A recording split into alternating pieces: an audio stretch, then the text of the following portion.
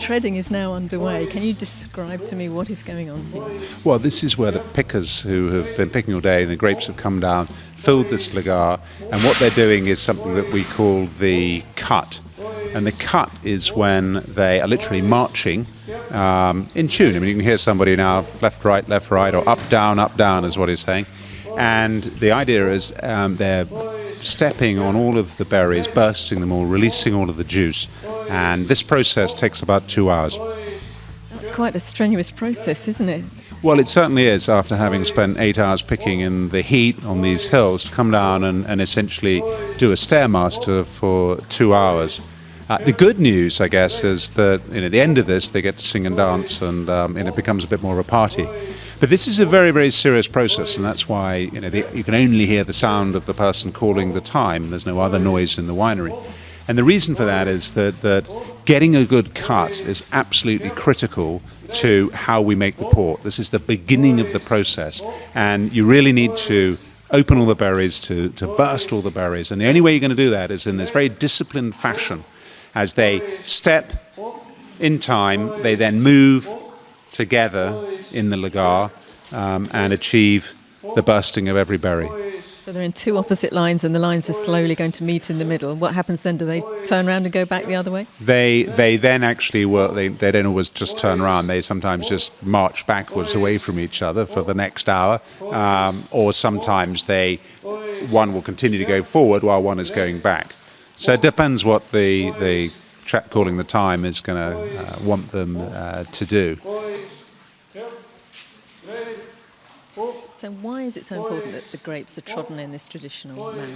Well, the reason is that if you think of a grape, you've got the skins, which is where all the colour and flavour is, and then inside you've got white flesh, and in the middle of that you've got the pips. So what we want to do is to burst the berries, start to work the skins to extract all the colour and all the flavour. But what we don't want to do is damage any of those pips, because they've got harsh tannins in them. And that's why the human foot's really good. If you ever want to try and do this at home, you've got two options. One, you can fill your bath with some grapes and count the pips afterwards. The other is, if you just try with a peppercorn to break it under your thumb against your kitchen table, you'll find that it doesn't break. And you put it under a knife, you'll break the peppercorn. Put it under your thumb, you won't. That's exactly what's happening to the pips below these treaders' feet.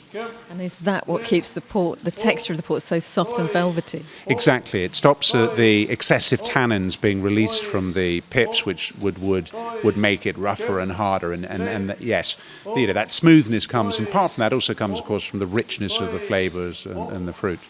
But this is a process that goes on for 2 hours, and because it's kind of tough, they at the end have something that they call liberdad or liberty. And the idea of liberty is probably best encapsulated in a poem, which, if you translate it into English, it goes, "Liberty, our liberty, only to the few you're known. If only I had liberty just to call my feet my own."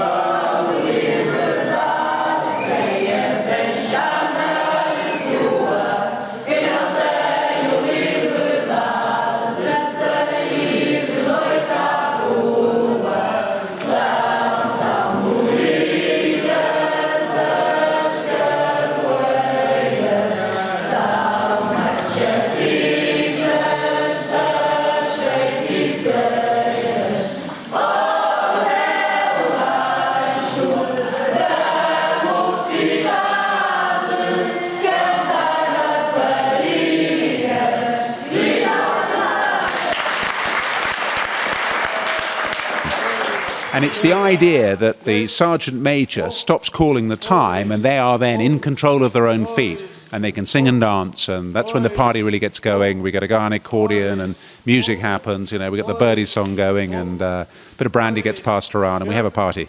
So they sing and dance actually in the lagar here? Absolutely, yes. Nothing better than being knee-deep in wine for a good party.